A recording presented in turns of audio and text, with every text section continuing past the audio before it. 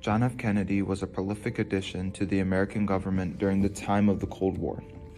Kennedy based much of his agenda around domestic improvements and therefore promoted American success across a variety of sectors. Elected during the aftermath of World War II, Kennedy focused on reforming economical sectors in America and rebuilding the country into the thriving powerhouse that it was prior to the war. The success of these reformations came from military spending also. Kennedy's efforts were evident as partly a result of the administration's efforts to pump money into domestic and military spending. The recession faded by the end of Kennedy's first year in office. Military-related spending was prominently noticeable through the fruition of the space program. The space race between America and the Soviet Union demonstrated an early conflict between the two powerhouses, which was mirrored later on in Kennedy's presidency. Nonetheless, Kennedy thrived to improve military sectors for the means of improving the internal weaknesses caused by the aftermath of World War II. By providing such focus on the military, Kennedy established his place as a confident leader and a willing proponent in engaging military forces in case of any threat toward America. After Kennedy had established these mentioned requests, America was in high tension with the Soviets as a part of the Cold War. Kennedy was the president of America from 1960 to 1963. The first instance in which Kennedy interacted with foreign conflict was when the Bay of Pigs invasion occurred, where Cuban-American forces that turned against Castro's ideals attempted to invade Cuba in retaliation for the corrupt state of Cuba and to establish a non-communist government that would side with America. However, such an invasion did not succeed, and tension between Kennedy, Castro, and close supporter of Castro, Nikita Khrushchev, grew immensely. Following the Cuban interaction, one of the largest responsibilities that Kennedy had was the Cuban Missile Crisis, an instance where America's location of missiles in Turkey caused the United Soviet Socialist Republics, the USSR, to retaliate by placing their own weapons in Cuba, aimed at America. Amidst such a tense moment in a risky conflict, Kennedy decided to take action against the possible nuclear fallout, in which he and the other prominent figures in this conflict spoke out through speeches and writings to resolve the possible beginning of warfare. This involved forming agreements in order to avoid the detriments that America foresaw if nuclear warfare came to prominence. The Cuban Missile Crisis proved that President Kennedy, although preparing for the war, was not willing to use nuclear weapons. The concept of the Cuban Missile Crisis began with the placement of American missiles in Turkey towards the USSR. Following the discovery of this, Soviet Premier Nikita Khrushchev reached a secret agreement with Cuban Premier Fidel Castro to place Soviet nuclear missiles in Cuba to deter any further invasion attempt. This sequence of events was an indirect beginning to the conflict, as they would serve as a part of a compromise in the future. The conflict between America and the USSR really began when an American U-2 spy plane secretly photographed nuclear missile sites being built by the Soviet Union on the island of Cuba. President Kennedy did not want the Soviet Union and Cuba to know that he had discovered the missiles. He met in secret with his advisors for several days to discuss the problem. Following the discourse involving the USSR's intentions, Kennedy initiated American involvement by preventing the transportation of Soviet weaponry into Cuba through the provisions of a naval quarantine. This legal form of temporary resolution served as America's response to the placement of the missiles.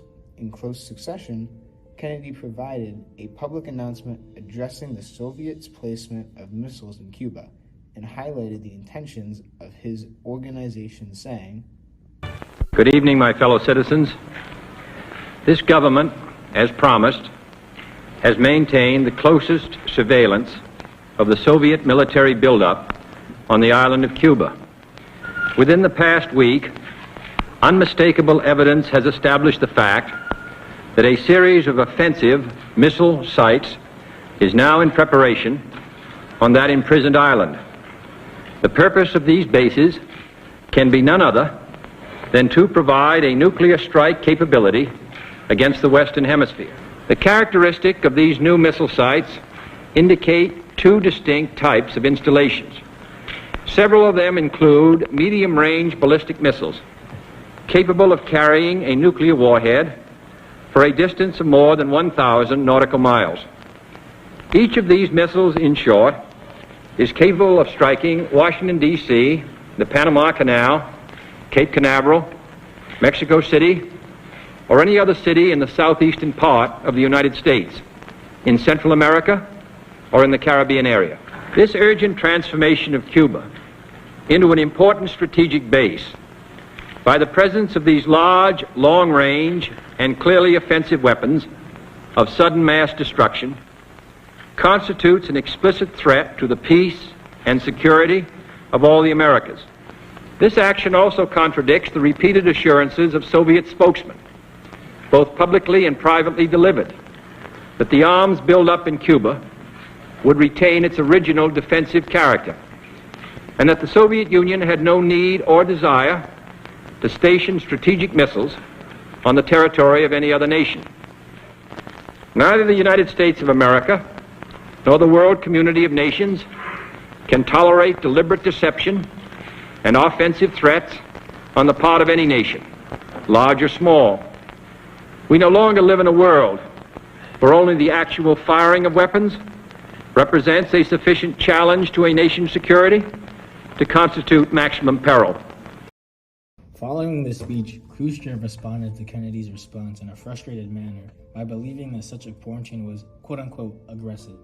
Therefore, a slight compromise was formed when naval forces from the Soviets redacted their weapons from Cuba. However, these efforts from the Soviets would not come to a fruition of resolution, as the remaining Soviet missiles in Cuba demonstrated a threat to America, despite an end looking evident. Kennedy reached an important decision to make, and as an attack towards Cuba seemed as the primary resolution to this crisis. However, he insisted on giving the diplomatic channel a little more time. Although he had a reason to attack Cuba and initiate the war, Kennedy chose patience. The will to halt further military involvement was used by Kennedy. Following this, Khrushchev formed an official letter that addressed the underlying tension between the two powers. Some highlights of this letter include: I have studied with great satisfaction your reply to Mr. Fan concerning measures that should be taken to avoid conflict between our vessels and hereby avoid irreparable and fatal consequences. This reasonable step on your part strengthens my belief that you are showing concern for the preservation of peace, which I know is satisfaction. Here, Khrushchev acknowledges Kennedy wanting of peace and limited war. You wish to ensure the security of our country, and this is understandable. But Cuba, too, wants the same thing. All countries want to maintain their security. But how are we, the Soviet Union, our government, to assess your actions, which are expressed in the fact that you have surrounded the Soviet Union with military bases, surrounded our allies with military bases, and placed military bases literally around our country, and stationed our missile armaments there? Do you consider, then, that you have the right to demand security for your own country and the removal of the weapons you call offensive, but do not accord the same right to us? You have placed destructive missile weapons, which you call offensive, in Turkey, literally next to us. How then can recognition of our equal military capacities be reconciled with such unequal relations between our great states? This is irreconcilable. I therefore make this proposal. We are willing to remove from Cuba the means which you regard as offensive. We are willing to carry this out and to make this pledge in the United Nations. Your representatives will make a declaration to the effect that the United States, for its part, considering the uneasiness and anxiety of the Soviet state, will remove its analogous means from Turkey. Through Khrushchev's addressing of the American missiles in Turkey, a two-sided compromise was established. Following the release of this letter, commencements began with the Soviets removing missiles from Cuba. The naval quarantine, originally announced by Kennedy, was shortly removed after complete extraction had passed for the Soviets. America had announced the future removal of missiles in Turkey as a part of the researched compromise, promising to deduct the presence of missiles. America completely removed these missiles 7 months later in 1963. The aspect of removing the American missiles was kept secret, separate from the compromise that was publicly acknowledged for over 25 years. This did not stop the resolution of missile removal of both parties from commencing, and the Cuban Missile Crisis completed its tense, at high-risk sequence of events. After the Cuban Missile Crisis had passed and the underlying tension between America and Cuba was lessened, Kennedy's abiding resilience during the crisis became a defining part of his short-lived presidency. Across Kennedy's presidency, his determination to improve military sectors through foreign competition showed his will to rebuild America from its wartime detriments. However, Kennedy took the risk of war in account and proceeded cautiously through certain affairs like the Cuban Missile Crisis. During such a crisis, a different side of Kennedy was shown when he negotiated the resolution of halting military force between American and Soviet affairs, and rather proposed the removal of missiles from both parties. Kennedy's negotiations proved successful, and as Khrushchev and Castro abided by such proposed solutions and contributed to the eventual complete removal of weapons from both Turkey and Cuba. Kennedy introduced himself to foreign conflict with the Bay of Pigs in unwelcoming interaction with Cuba. However, Kennedy's handling of the Cuban Missile Crisis covered up the detriment of the Bay of Pigs and also fixed the perception of Kennedy's handling of foreign conflict. Therefore, Kennedy was remembered as a hero for his efforts during the Cuban Missile Crisis, as he avoided the military interaction that was encouraged and resulted to a nonviolent resolution that was eventually evident to have saved the world from nuclear conflict.